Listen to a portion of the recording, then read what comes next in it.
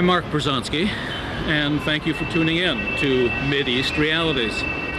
We're in Cairo, Egypt, the largest of the Arab countries, the first Arab country to make peace with Israel, and in many ways the most important of the Arab countries, not in terms of oil wealth or petrodollars, but in terms of size, population, economy, and political impact. We're in fact on the rooftop garden of the Carlton Hotel, right in the middle of downtown Cairo.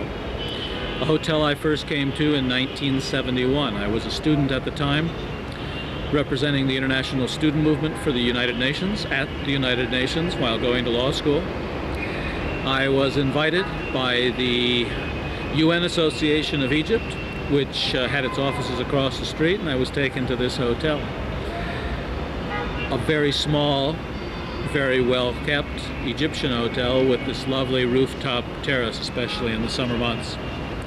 But we're here to discuss the situation in the Arab world with Mohammed Sid-Ahmed. Mohammed's one of the best-known political analysts here in the Middle East, throughout the Middle East, not just in Egypt. And he's an old friend of mine. In fact, I met him in 1978, the second time I came to Cairo. At that time, I was a young journalist. I had just published a book for Congressional Quarterly called The U.S., Israel, Oil, and the Middle East. And I was invited by the Egyptian government to spend 3 weeks here in Egypt. It was just before the political events that shocked this region. It was in the months before Anwar Sadat's trip to Jerusalem. And in fact, I played a very small footnote role in history at that time. Through a variety of circumstances, I ended up meeting with President Sadat privately, arranging for him to send a telegram to a conference I was about to attend in Israel. At the time, it was unheard of, the idea that an Arab leader from an Arab country would be sending a telegram to anybody in Israel. And it was the days before, in fact, he had decided to go there. It was some days later that he decided. Anyway, I left the next day after meeting with him, was on a plane to Athens to connect to Israel, woke up with an English language paper on my lap and a picture of the President of Egypt and myself on the very top of the paper staring at me. So it was a small footnote in the history of this region. Of course, things have now happened. Political agreements, wars, the destruction of Lebanon, destruction of Iraq, revolutions in Sudan, in Algeria, great tension here in Egypt. But nevertheless, it's good to be back. I've probably been here 100 times since the 70s, and we'll be joined in just a few moments by Mohammed Sid-Ahmed, one of the best-known commentators on the political affairs of this region, and we'll discuss with him the history of what's been happening, the political agreements, the peace process, the situation with Israel and Egypt, Israel and the Palestinians. Thank you again for tuning in to Mideast Realities, and I hope you'll be tuning in every week at this time on this channel, this day of the week, for Mideast Realities.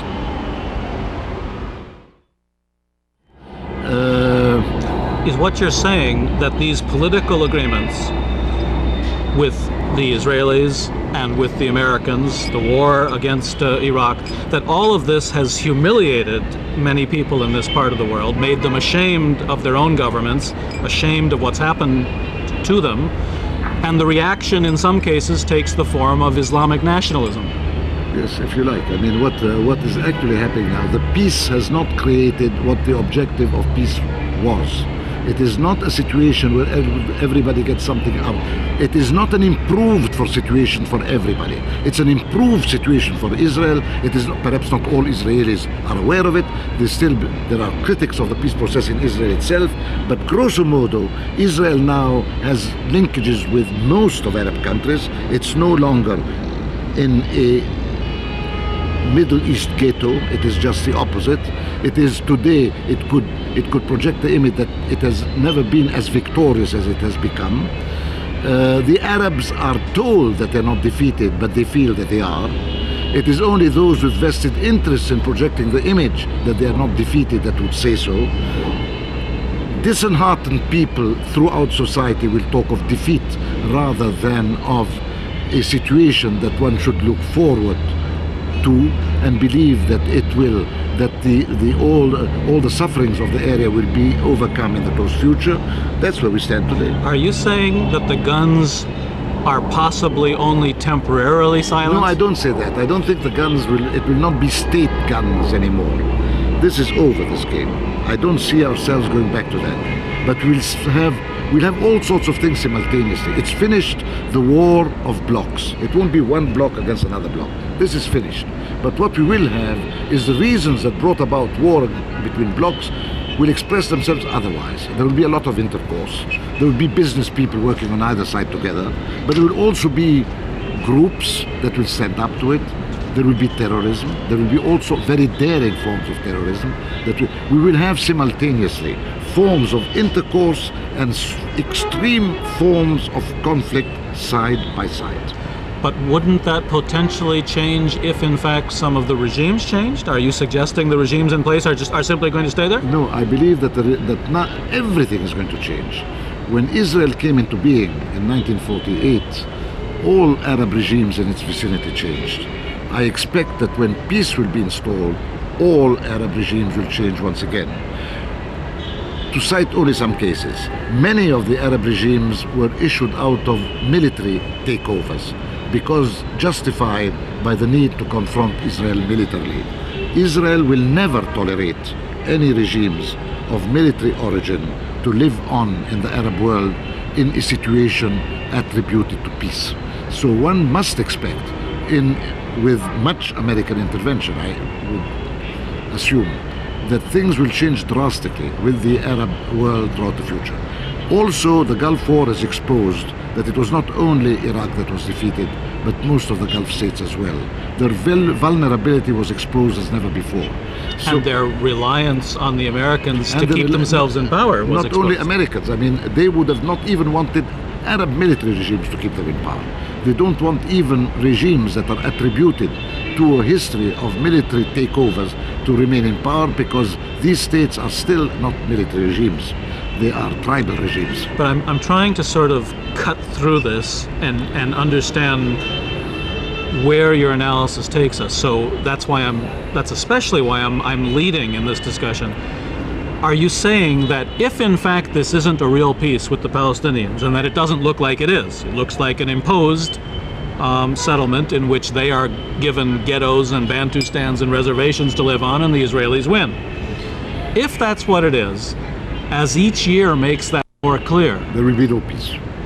Isn't there going to be more of a sense of we've been had, more of a sense of humiliation, of course, more of a sense of alienation? There will be texts that will be attributed to the name of peace. Agreements for whatever the signatures of this agreement, what worth these signatures could have, that will exist. There will be business communities interested in hoping to get doors open in the Western America thanks to the Israelis, and Israelis taking advantage of this. That will be the forces attributed to peace. But there will be also, against that, a wide range of opposition forces becoming more assertive than ever. Even here in Egypt, correct me if I'm wrong, but most of the press, most of the intellectuals still refuse to meet in Egypt with Israeli delegations. Yes. You refuse, I believe. Yes. So far, in Egypt, all Israeli delegations are boycotted, are not met by Egyptians. So while the governments have made accommodations, and the foreign minister meets, you intellectuals, you press people, you journalists, you don't meet. Yes, but at this juncture, the frustration that is widespread has even reached to a certain extent, even the regimes. I mean, this recent meeting between Saudi Arabia, Syria, and Mubarak. Here a few days ago. In Cairo. 1 week after Weizmann's visit to Cairo. Yes. It's very significant. Weizmann came with an ultimatum in a way. An ultimatum? An Israeli ultimatum. That Mubarak must come to Israel. Mm-hmm. I mean, when the president comes, the response is that the president here goes there. He had never been before. When Rabin comes, when Perez comes, it's not necessary.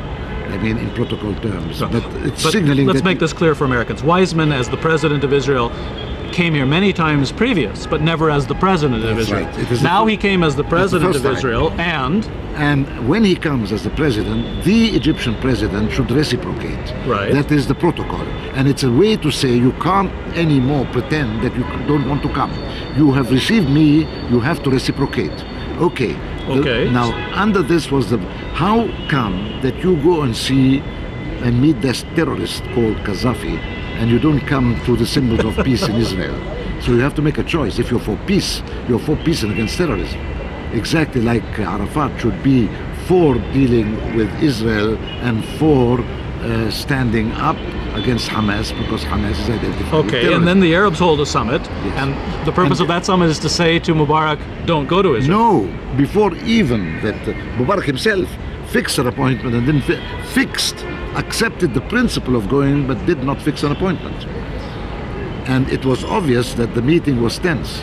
And 1 week after, we have this meeting in Cairo, where Saudi Arabia is able to say, in its own language, in its own terms, that now all these states around me have now come to see, the Gulf oil states, that Israel eventually could be more useful than Saudi Arabia, and as such are building up the connections. That Syria is left out of the cold because no agreement has been achieved so far, and that Egypt is questioning whether it has the central role it had previously. Are you suggesting that the arrangements that have been made are not nearly as stable and not nearly as lasting, for instance, as the Americans seem to suggest they are? No, I would put it, I won't go that far, but what I would say is the following, that the Americans believe that the time has come to make out of peace the frame of reference, and everything that stands up still to peace as the small writing that will be overcome eventually. It's just details. The situation is not at all that. What we actually have today is that if things continue the way they are, we will not have peace at all. We will eventually have things signed on paper here and there, but the relevance of which, when it comes to the behavior of societies throughout the region, the politics of the region, will have nothing to do with what will have been said. All right, I have to pick up on that. You say, if things continue the way they are, which to my mind is the most likely outcome. There are reasons that things are the way they are, very deep reasons, very historical reasons. If things continue the way they are, you say we won't have peace at all, except on paper. Yes. Well, what will we have? We will have much, you see, the problem is, we will have a lot of breakdowns throughout the society. We'll have a very critical period for a long time to come, but we will have the expression, perhaps not in legitimate form, perhaps not in what the people in the developed world would like this region to be, saying that we can't be taken for granted, that we can't be treated this way. So what are you going to do about it? This is a movement that should, at the time, well, that is the movement of the identity of the region. Basically, what the West wants from you is, we buy your oil cheaply, we sell you military goods, sometimes expensively, and we basically want you to be quiet and buy a lot of our things, all the way from satellite television to Coca-Cola to McDonald's hamburgers, which wasn't here a few years ago. When, we're satisfied with the situation. If a few of you kill each other, if there's a little terrorism now and then, that isn't going to affect us all that much, is it? No. The Israelis are the nuclear power here. The Israelis, yes, 4 million Jews, are in fact the superpower of the Arab world, aren't they? Look, I'll tell you something. You can't cheat with history. You can't cheat with history. With history.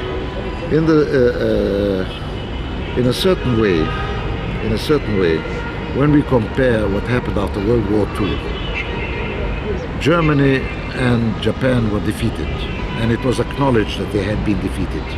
This has made out of them today the two most powerful states on earth. Russia in World War III was described as not having been defeated, and it is the best way to keep it defeated. I think that what is happening now is that the Arabs are being told that they have not been defeated, while they really have been defeated. Now, you can't play that game indefinitely. What is now happening in the region is to say that you can't put the name peace onto something that doesn't have that meaning at all. So sooner or later, things will have to be rectified somehow. The people will take it in charge to have it rectified somehow. And yet when I ask you, are you suggesting the guns are only temporarily silent? Yes, but it will not... You said no. No. They are permanently silent. Yes, permanently silent as guns of armies. I don't think the future game will be through armies. It will be otherwise. It will be another form of... I don't think that the previous polarized game will repeat itself. Conflict will continue. Polarization will continue. Bipolarity in this meaning, a north-south confrontation will continue. Bridging this in the name of peace does not have the requisites for it to happen, but it will not be along the rules of the game as they have been before. The guns you speak of, in many ways, have turned inward. Since the Camp David agreement, Lebanon was destroyed. Yes, that's one expression. Iraq was destroyed. Yes. Algeria is in the throes of revolution. Yes. Sudan had a revolution. Egypt has the kind of security and tension that was never here in the early years when you and I met. Yes. So is that what you're suggesting, that In the a guns way. have turned sort of inward? Yes, but perhaps that, perhaps other forms, I do not know, it's difficult to predict. But what I want to say is that that's what I meant when I said a moment, there has been a displacement of the contradictions. It's no longer between Israelis and Arab regimes and Arab states as it has been. It's moved elsewhere, into the Arab world itself. Israel has manipulated that. Arab regimes have played the game with Israel there. Israel projected at the beginning the image that there is a symmetry. We have a problem inside our society, you have a problem within your society. Actually, Israel is much better placed than any Arab state to use its exploitation of inter-Arab rifts and conflicts to overcome its own. So in a certain way, that's what I mean, but one party is the victor and the other party is only told that it's the victor, the best way to have it give in. There's one other subject that you have written about and which we haven't discussed, and that is the fact that the only power with weapons of mass destruction in this part of the world is in fact Israel. That every other country that has attempted to develop weapons of mass destruction, primarily Iraq, have been prevented from doing so. In fact, I would suggest to you that the destruction of Iraq had a lot to do not just with Kuwait, which seemed to be something the Americans manipulated, the tension between Iraq and Kuwait. But the Israelis and the Americans were quite nervous that the Iraqis had weapons of mass destruction and a program of further development of further weapons of mass destruction, and that was something that they found intolerable and had to find one way or another to prevent. Well, I don't know. I don't know.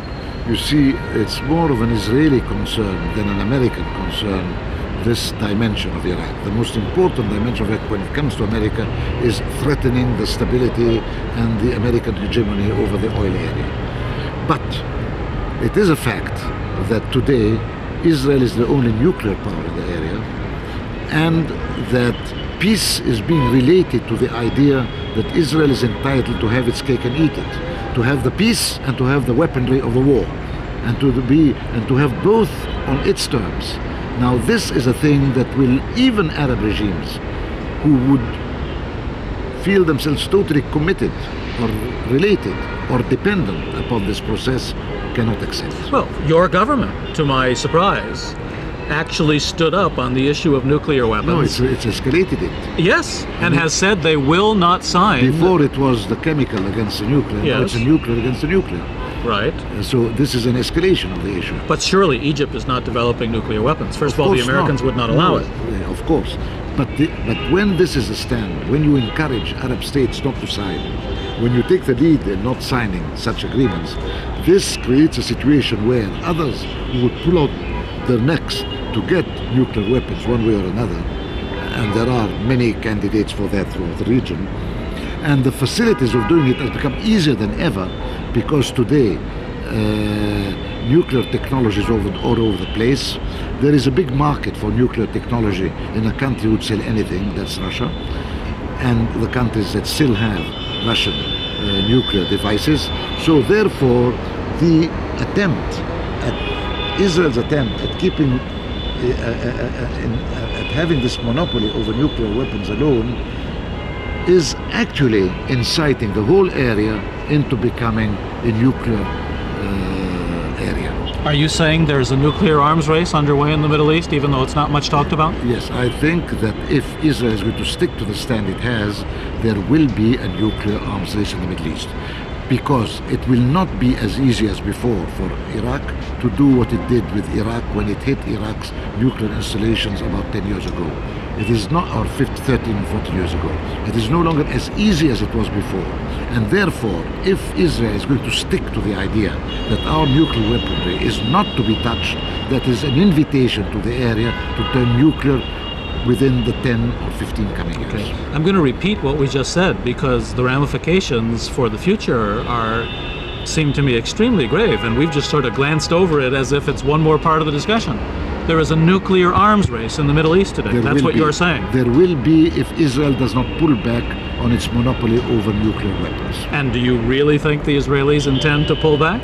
If they do not pull back, it will be a nuclear arms race. What do you think? You've been living in this region all your life. I don't expect them to pull back on this issue. I don't expect them to pull back, or at least the most they would do is to promise, given certain conditions, that they would eventually consider the issue later on, and this is not satisfactory for them. I mean, it's a little bit like the peace.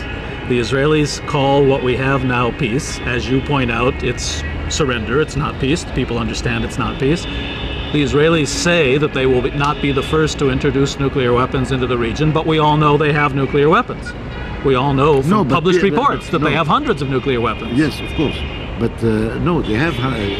But what I want to say is it has become very difficult today to indefinitely keep out of the region a nuclear build-up if one state believes that it can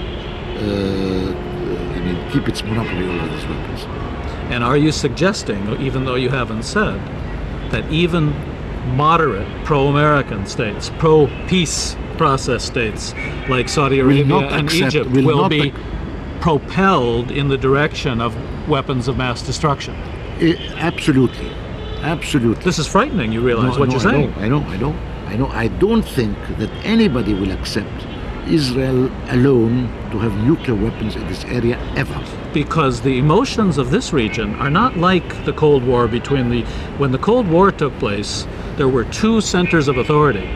And the couple of times we got close to a nuclear war, those centers of authority pulled back. Yes. The passions of this part of the world with competing centers of authority and competing emotions. The threat is there. The threat is...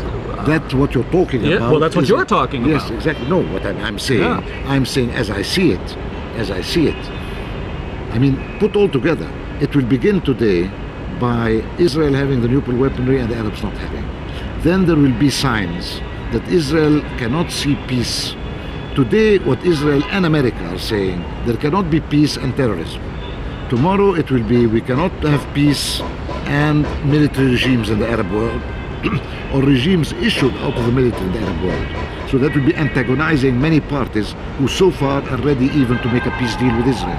Then lower down the road, we'll have one party nuclear and others not. All these factors can only contribute to create a situation where the rules of the game as they are presented now in the name of peace have no future. Among your circle of friends, journalists, intellectuals, how many in the 17 years since the peace between Egypt and Israel have been to Israel? The only type of people who would go in the professionals are people who would go for very specific professional reasons and very limited. Nobody would go on his own. Nobody would want to go on his own. This might apply to certain business communities. And it seems that recently there has been more business people going to Israel than before. But this is the way the intellectual class expresses its sense of we've been had. In a way. I mean, there is the feeling that so far, one way to say not to go to Israel is to say we don't see why our behavior with Israel should change. What has happened so far does not encourage us to see what we have been promised, exactly what you're saying, what we have promised coming into being. It's not being implemented. Well, Mohammed, it is always extremely illuminating and insightful and it always challenges one's sense of what has happened and what will happen to talk to you. Thank you for agreeing to be on the program. Thank you for sitting with me this afternoon. I'm Mark Bruzonsky. I'm the host of this program, Mideast Realities. Please tune in next week on this channel, same day of the week, same time, for another episode of Mideast Realities.